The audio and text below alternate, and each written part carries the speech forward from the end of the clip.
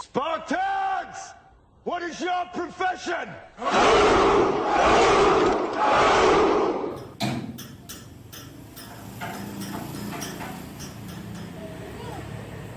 Assalamualaikum warahmatullahi wabarakatuh. Video kali ini saya akan men-share bagaimana caranya membuat rak dinding minimalis seperti yang ada di belakang saya ini. Rak dinding ini cocok digunakan di kamar yang ingin bergaya minimalis dan terkesan estetik. Tidak membutuhkan waktu lama untuk membuat rak dinding ini. Dibutuhkan waktu kurang lebih 2 sampai dengan 4 jam, tergantung dari skill yang teman-teman miliki dan alat-alat yang teman-teman gunakan. Rak dinding ini memiliki dimensi panjangnya adalah 100 cm atau 1 meter, kemudian tingginya adalah 55 cm dan lebar ke depannya ini adalah 25 cm. Bagaimana cara membuatnya? Simak terus video berikut. Ya, langkah pertama adalah saya melakukan penyerutan terlebih dahulu. Di sini saya menggunakan mesin planer duduk atau bench planer. Kemudian saya serut sampai dengan ketebalannya adalah 1,8 cm. Kayu yang saya gunakan ini adalah kayu pinus atau kayu jati Belanda. Dan di sini kayunya masih kayu basah dan serat-serat kayunya masih sangat kasar. Ukuran kayu yang saya gunakan di sini adalah lebarnya 25 cm, kemudian tebalnya itu adalah 2 cm. Setelah diserut, kemudian masuk ke dalam tahap berikutnya, yaitu adalah melakukan trimming atau meratakan sisi kanan kiri dari kayu. Di sini saya menggunakan table saw atau mesin gergaji meja. Lakukan proses trimming berkali-kali, pelan-pelan saja. Pastikan bahwa antara kanan dan kiri benar-benar sudah rata.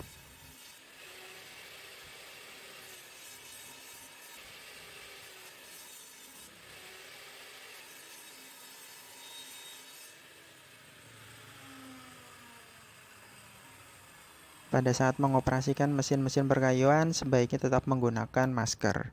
Ini terlihat debunya sangat banyak. Kemudian dipotong panjangnya sesuai dengan keinginan dan kebutuhan masing-masing.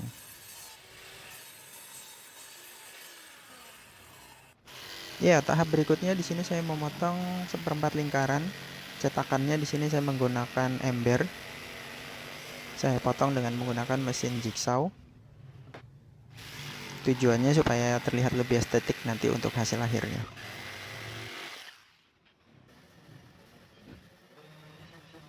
Setelah itu lakukan pengamplasan. Di sini saya menggunakan mesin orbital sander.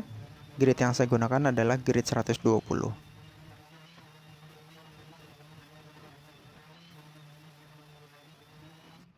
Masuk ke dalam tahap perakitan. Beri lem terlebih dahulu. Setelah itu direkatkan dengan menggunakan paku tembak atau braid nailer.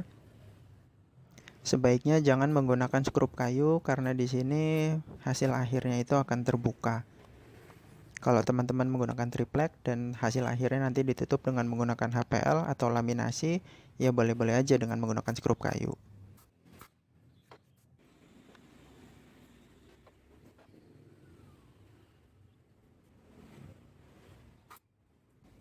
Pastikan setiap sambungan dia bentuknya adalah siku 90 derajat, jangan sampai miring.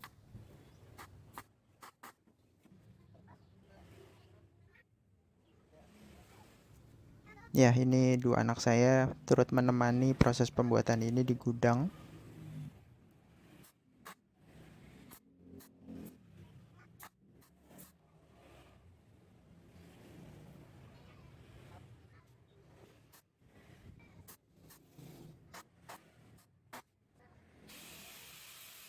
Tahap berikutnya adalah meratakan kepala dari braid nailer atau kepala paku tembak yang masih nonjol.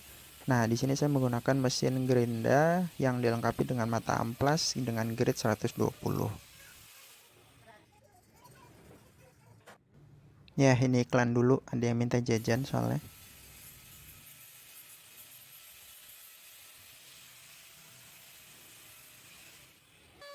Tahap berikutnya adalah membuat profil pada pinggir kayu atau pada sisi pinggir.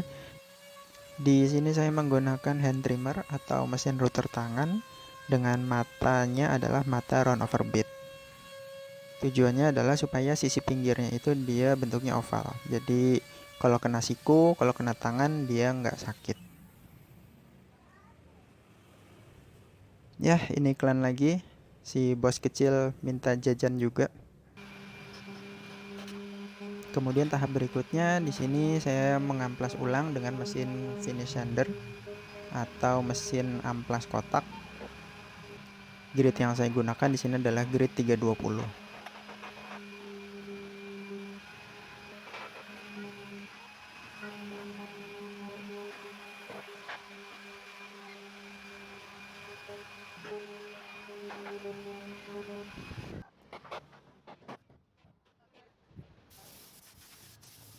Setelah itu disemprot dengan menggunakan angin bertekanan atau angin kompresor.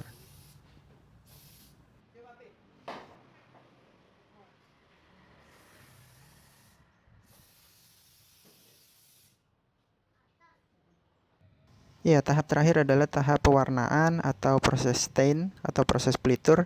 Di sini saya menggunakan pelitur yang berwarna dark brown atau coklat tua.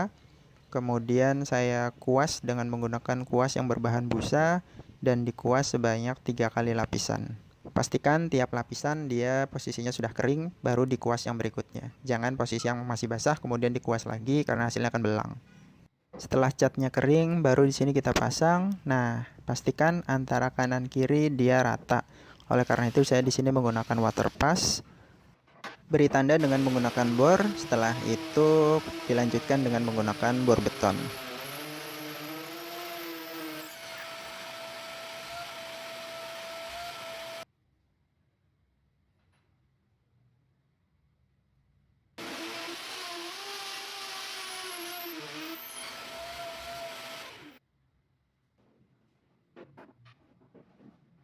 Rak ini saya pasang dengan menggunakan scoop Fisher ukuran S8 dengan panjangnya adalah panjang 5 cm.